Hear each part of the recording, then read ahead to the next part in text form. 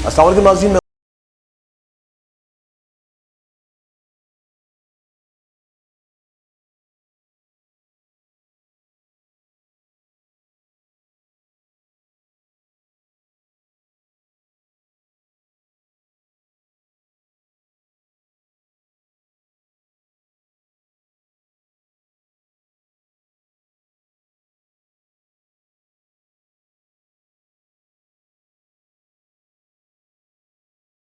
Drug addicted होता है। इलाज करने के साथ साथ उसकी काउंसलिंग ज़रूर की जाती है। जिस तरीके से पिंकी जब फर्स्ट टाइम जब कोर्ट में आई, जिस तरीके से वहाँ पे शाहाना तरीके से वहाँ पे उसको लाया गया, पुलिस जिस तरह उसको रास्ते दिखा रही थी, यू है मैडम, वो उसके गले पड़ गया। आप क्या समझते हैं इसको? प्रोटोकॉल दे रहे थे ना, प्रोटोकॉल दे रहे वो थे। तो ज़ाहिर है अपना चूरन बेच वो उसके रहे गले थे। में आ गई। मनसियात एक ऐसी वबा है जिसमें हमारी पूरी जो यंग जनरेशन है, मतलब लाइफ को थ्रेट्स होते हैं बहुत ज़्यादा।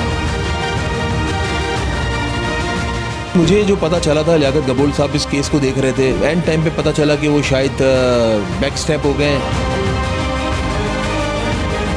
कारसास पे वो विक्टी का निशान बना के बाहर आ गई।